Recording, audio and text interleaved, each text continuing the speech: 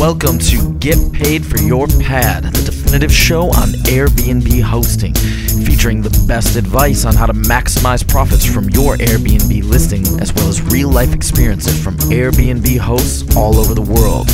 Welcome. We are your hosts, Josefa Kapadia and Jasper Rivers. Get paid for your pad. Get paid for your pad. Get paid for your pad. Get paid for your pad. Get paid for your pad. Get paid for your pad. Hey guys, what's up? It's Josefa here, Jasper Rivers, and we are back with another episode of Get Paid for Your Pad. Today we have an awesome guest. Her name is Desiree, and the way we know Desiree is we were actually just in Vegas for an entire month, basically the entire month of June. And what did we do? We obviously went and found a place on Airbnb that was off the strip, and Desiree was the host. So she did a great job, so we wanted to have her on. So Desiree, how's it going? Good, thanks for having me. Yeah, our pleasure. Okay, so Desiree, we were really intrigued with your place and the house, and before we get into your actual house, why don't you tell us a little bit about your experience in the rental business? We just started hosting on Airbnb this year, actually, in April. Okay. So we're fairly new to the game, but so far the experience has been really great. We've had a lot of really great guests, including you guys. And it's nice to meet people and see their stories and everything like that. So we don't have too much rental experience yet, but I think we're going to be on Airbnb for quite a while. So, Desiree, is Airbnb the only platform that you list on? We are also listed on HomeAway, but I feel like Airbnb is much more user-friendly. It's easier for you to use, not only for the host, but also for our guests as well. And have you guys gotten any inquiries or renters via HomeAway? We've gotten, I would say the ratio for inquiries, when you compare Airbnb and HomeAway, would be like 8 to 1. I see. Yeah, so we get a lot more on Airbnb than HomeAway. Awesome. I think HomeAway may be a little bit more old school. A lot of like younger people are using Airbnb now. Define old school.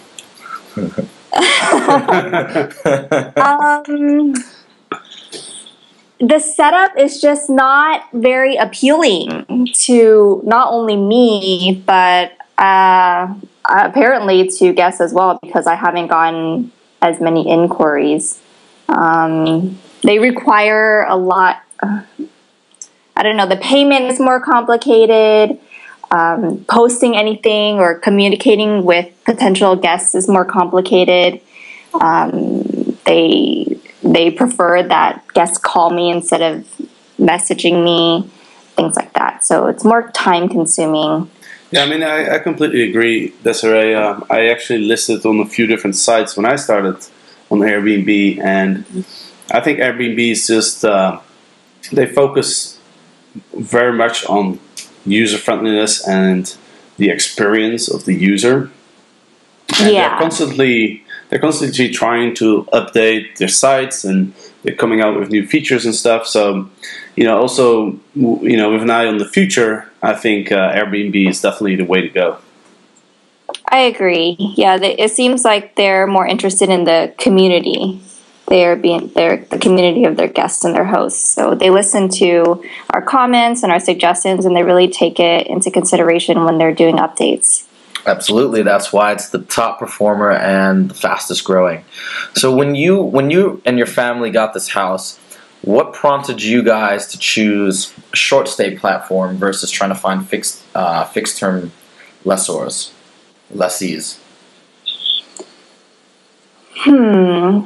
Well, I told you we were going to ask you tough questions. So I know. You obviously didn't come prepared. This is nonsense. You should probably. Do you want to throw her off the show? Let's give her one more chance. Okay, one more chance. Jasper says one more chance. Fine. Right, let me get myself together here. Okay. All right, get yourself together. Yeah. Well, the house is quite large. So I think it lends itself better to families and people who are traveling together who want to be together for vacation. Not a lot of people are looking for really, really big houses in Las Vegas, especially so close to the Strip. If they work around Vegas, it's normally not that close, and maybe they want to, I don't know, find something where the rent is a little bit more, the rent would be a little bit more affordable. They wouldn't look for a 6-bedroom house for, you know, just a husband and wife and one kid or something. Right, and I think you guys made the right decision, because using Airbnb for short stay rentals is way more profitable than renting out on the long term. So I'm sure you guys will be making a much better return on the house. So Desiree, another question I have for you: do you live in Vegas, and do you manage the check-in process, and do you manage the property yourself? I do manage property. I do not live in Vegas. The Vegas home is our home, but we use it as a vacation home. And so we're not there a lot of the time. So that's why we use Airbnb to rent out the space when we're not there. And how do you manage that from a distance? Most of our system is automated. We have an automatic gate, automatic doorknob. We have automated security system as well. So most of the things I can do while I'm at home, and I just talk to their. I always tell them to feel free to call me or message me, and I try to get back to them as soon as I can. I ask them around what time they're going to be arriving, just so I can make sure that everything is running smoothly and everything's ready for their arrival. Right, and you know, we just stayed in your house for a month, and you know, it's we had a great experience, and it really shows that even if you're not around, you can still list your place on Airbnb and completely manage it from far away. You know? And it doesn't even matter. You could have been in Indonesia and exactly. Still manage it, right? Yeah, exactly. That's the great thing. That's a question that we get a lot from aspiring Airbnb hosts. They ask us like, "Hey, well, if I'm not going to be around, like, how am I going to manage my property?" You know, and it's really not a big deal if you set it up correctly. And one thing that really helps you, I think, is the way you've automated the locks on the property. It has a code, and the community gate has a code, so there's no keys involved or whatsoever. Yeah, I think it's more convenient for the guests as well. They don't have to fumble around with keys, and anyone can come in and out as they please. They don't have to wait for the person with the keys to arrive. Absolutely. Okay, so for all the listeners out there, the reason why, again, we wanted Desiree on is because we had a phenomenal experience. So let me paint the picture of what it was like when we first showed up. So we had a gate code, right? So it's a gated community. It's a really pretty community, about 10, 15 minutes outside of Vegas, outside of the Strip, sorry. And you walk in, and it's like this huge 6-bedroom house. The master bedroom, where Jasper stayed, of course, has this awesome bathroom with a hot tub and a nice shower and everything. It's got a really big backyard. It's got this barbecue. The kitchen's amazing. Tons of cooking supplies. So we walked right in, and and it has this awesome little game room downstairs with the pool table. We walked in, and we just looked around, and we're like, yes, we made a really, really, really good decision. We felt very at home and very comfortable. Just like Jasper said, we had the gate code, we had the door code. It was seamless and easy. So we brought you on because now we want to know what was the process that you went through to get this awesome result. So first of all, the place was immaculate when we walked in. Everything was, it was almost as if it was like we were staying at a hotel, or even better, in fact. So what was your process for getting the place set up and immaculate? That's interesting that you say that, because when I was thinking about how we were going to decorate and supply the property, I wanted it to be just like you were stepping into a hotel. All the linens are like freshly pressed. All the towels are set there for you, and shampoos and whatever. But we also wanted it to feel like you were at home, like it wasn't as cold as a hotel. So we supplied a lot of cleaning supplies and cooking supplies and water bottles and stuff for you guys to use if you needed it. Yeah, and I think you did an outstanding job. And, the main concern that travelers have when they stay at somebody's house versus a hotel is that when you stay in an hotel, you know what to expect, right? You know you're going to expect a certain standard. And when you're staying at somebody's house, you don't. It's basically you're hoping that the host is taking his responsibilities as a host serious and will take care of you. But that's not a guarantee. So, I think it's really good that you view the hospitality in this way, and you're having a very professional attitude towards it. Also, I wanted to mention when I first walked into my bedroom, I have my own apartment in Amsterdam that I rent out on Airbnb, and I think the bathroom was probably the size of my living room in Amsterdam, and including the bedroom, I'm pretty sure it was bigger than my entire place. So just to shape the picture a little bit there. Yeah, Vegas properties are huge. You can get a lot of space, a lot more space than you can get apparently in Amsterdam, but also in LA or California or anything like that. So we were lucky to have that kind of. I just remembered, it was really warm in Vegas when we were staying there. It was like 110, 115 degrees. And I was really surprised when I got a message from you one day asking me to close one of the windows in the bedrooms. Because obviously, it's not good to have the AC on and having a window open when it's like 115 degrees outside. Exactly. I was just wondering, do you have like a glass bowl or something that you can look in and you see what's going on at the house? Yes, the entire time that you're there. You were that person hiding behind a tree with the binoculars. Yeah. No, our security system tells us when windows and doors are open. Obviously, when no one's staying there, we'd like to make sure that our house is secure, so there are no intruders or anything there, especially since we are not stationed in Las Vegas ourselves. So when I know the weather is exceptionally hot, I like to tell my guests to be prepared, and then I let them know if they could close the doors and windows just so they can keep cool too. Especially in Vegas, it's just so hot, over 100 degrees most of the year. So why don't you go ahead and give a plug for the security company and the security system that you used, as well as the door lock, which I believe you can change the lock remotely. Is that right? Actually, yes. Cox is our security system, and they also do our internet. So it's really it's really convenient because we just go through them for everything. And right now we don't use them for our security locks, but we will. They just added that feature into their company, I guess. So we'll be able to use them as well, and then we'll be able to do it without actually. Right now we have our maids change the codes, but eventually we'll be able to do that ourselves. Okay, cool. Another thing that we really like, so our house, when we stayed there, we were big on cooking, we were big on keeping the place clean. So there were two things that made it very convenient. The kitchen itself, including the cleaning and cooking supplies, and as well as the in-unit laundry machines. That was great. When you were planning out the house and getting it ready, what was your process for sort of setting up all the items in the kitchen, choosing the dishwashers, etc.? The dishwasher was already included when we bought the house.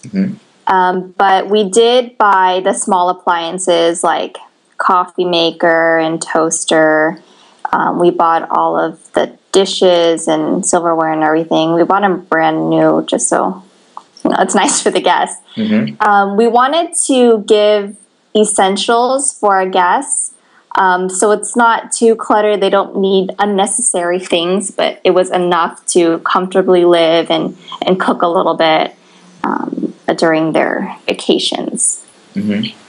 And the cleanings, same thing with the cleaning supplies. We didn't want to overload them with too many things, but we definitely wanted it to be enough where they would be comfortable and they would have everything that they really needed to stay, especially if they have long period stays.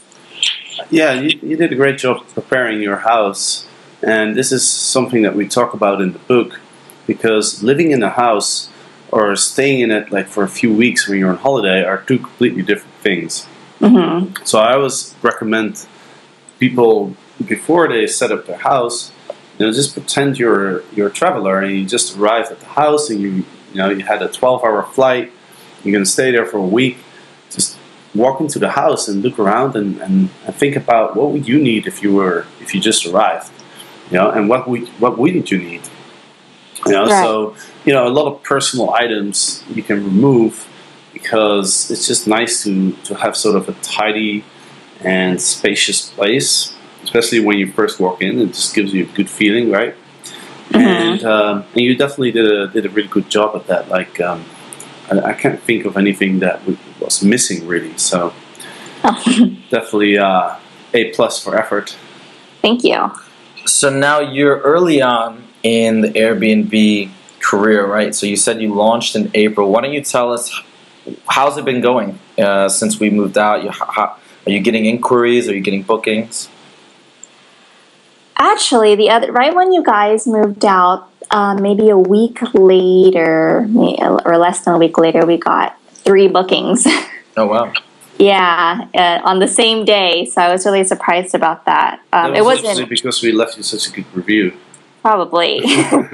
Thank you guys for that, by the way. Reviews are very important to us. Yeah, it's been really good. I get inquiries probably every day, but they don't always book. I probably get a booking maybe once a week. So it's been going really good. The response that we've been getting is a lot more than I anticipated when I first started Airbnb. I didn't know really what to expect, and I didn't want to get my hopes up. But the more I use Airbnb, the more I'm surprised on how easy it is and how much people are responding to it. So, really. It's interesting that you mentioned that, because I remember when I started on Airbnb, I was really surprised how quickly I filled up my house. Within a few months, I was getting almost 100% occupancy. So it just shows that if you have the right attitude and you have a few guests staying at your house that give you a really positive review, you can get a lot of inquiries and bookings and really get your business going really quickly. Yeah, exactly. So one thing, your property is fantastic. Like I said, I can't say enough good things about it. We felt completely at home. It was great. One thing I did want to ask, so Vegas, it gets really hot in the summertime. We know, and I think in August it gets even hotter. Have you guys thought about installing a pool? We have considered installing the pool, but we haven't really committed to it yet because obviously there's extra liability when you have something like that. Certainly. Yeah, and then a lot of increased maintenance. Plus, the Vegas is very windy, and so it would get very dirty a lot of the time. And I have a little bit of hesitation because I want our guests to walk into like a perfectly clean, like no one's even living there, like it just got cleaned right now and it's ready just for them. And if the pool is dirty when they arrive, I just don't like that feeling that that's what they have to walk into. So Absolutely. we're still deciding about a pool or a hot tub. Okay, well, I mean, obviously, like I said, the place doesn't need it, but that was just one thing I was really curious about. So obviously, you've thought about it. Now, you guys do have an awesome jungle gym. I usually spent about 2 hours per day sliding up and down, and it was amazing. And then about an hour and 45 minutes swinging. So I had a really rigorous jungle gym time every day, and that was awesome. That's your gym time. Yeah, so one recommendation I do have for you, Desiree, is we really enjoy your neighborhood. there was a gym pretty much in walking distance, and it was only like $50 for the month. It was open 24 hours a day, so we could work out whenever we wanted. There were a few really nice restaurants. I really liked the Vietnamese place, for example, that was nearby, and there was like a Thai restaurant, and there was so much around the neighborhood, and it's really quiet. There was no traffic. So one thing I would recommend to you: are you aware of the option to create a guidebook on your listing? I remember when I first was creating the listing, and I kind of passed by it a little bit, but I didn't really go into depth and create a guidebook. Especially when I first prepared the listing, I wasn't as familiar with the area because we had just bought the property. But now I am, so thank you for bringing that up, because I actually am interested in providing something like that for our guests. Yeah, and there's two ways you can do it. The first way is on the Airbnb platform, and it's really easy. It's probably only going to take you like 10-15 minutes. You can just select a few different places on the map, and then before people book, they can check out your neighborhood, and when they see all the local recommendations that you put in there, that could be an extra incentive for somebody to book your place. Yeah, you're right. That's a really good idea. And the second thing you can do, I actually created my own guidebook, and it basically has all the information about the apartment, like technical stuff, like how does the oven work, how's the heating system work, the TV, the Wi-Fi, as well as some practical information, what to do in case of issues, and but also like where are the best local spots in my neighborhood.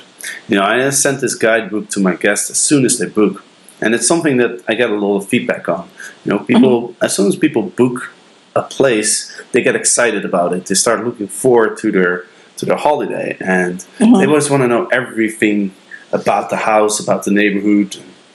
Going on holiday is almost more fun, like going the time leading into the holiday than during the holiday itself. It's the part where you're looking forward and you're imagining all this great stuff. So that's the second thing I was going to suggest to you. That's a really good idea, actually. And if you were to buy our book, you will get, as a bonus, you'll actually get my guidebook, so you could base yours off the one that I created. So hint, go ahead and buy it. Well, it's actually more than that. It's his guidebook, plus it's a template to build your own. So the beginning starts off with a template of the different categories that you should include, and then following that, you can see Jasper's finished product, see how he lays it out, because he has a really nice one that's well organized, really well written, and the best part is containing those insider tips about the neighborhood, because obviously that's a really important piece of the Airbnb puzzle, is you get local advice. And I have to agree, your neighborhood is so cool. We actually, this is coming from two guys who never stayed off the strip before, and I've been to Vegas like 20-25 times, and this is the first time I hadn't stayed off strip, and it was so much better. Spring Valley, which is, correct me if I'm wrong, but that's the region where your house is located. There's all these awesome ethnic places. Like we love Vietnamese food, awesome Mexican food, Thai food, and then there's gyms, little bars. It was a really cool vibe, and we're close enough that we could go down to the strip whenever we wanted. But as Jasper wrote in the review, there was a nice, comfortable distance between us and the never-ending chaos that is the Vegas Strip. So it was so if you could highlight that stuff, I think that'd be great. Yeah, no, you guys bring up a really good point, and it's a good idea, and I will definitely start working on that.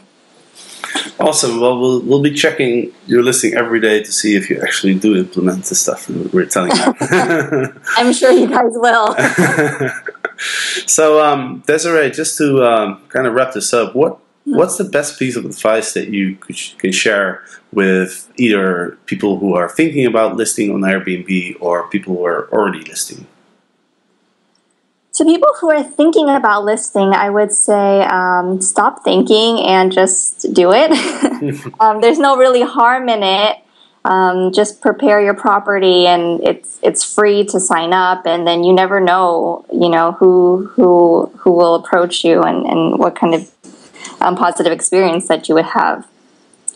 And to the people who are already listed, I would just say, put yourself in the guest position. If you were going on vacation, how would you want to feel when you entered a place that you're going to stay for a short amount of time, or like a month, like you guys? So make it comfortable and nice, and something that your guests will be surprised by. It's probably the advice that I have for now. Awesome. Well, Desiree, it was a blast having you on the show. We hope you had fun. We're going to give you, like I said, check-ins later. We're going to make sure you followed our advice. If you didn't, we're going to be really, really upset. That's not a joke. Don't laugh. All right.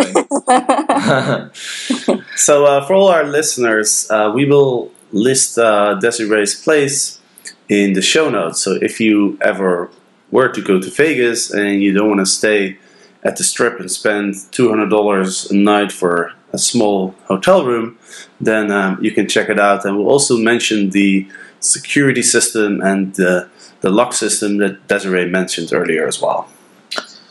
All right, thanks again, Desiree. And boys and girls, that is it for this episode of Get Paid for Your Pad. To learn all the tricks and secrets and tips on how to effectively host on Airbnb, you can download the first 3 chapters of our book for free at www.getpaidforyourpad.com. And the name of our book, of course, is Get Paid for Your Pad. And remember, all of our show notes can be found at www.getpaidforyourpad.com/podcast. That's getpaidforyourpad.com/podcast. Get paid for your pad. Get paid for your pad. Get paid for your pad. Get paid for your pad. Get paid for your pad. Get paid for your pad.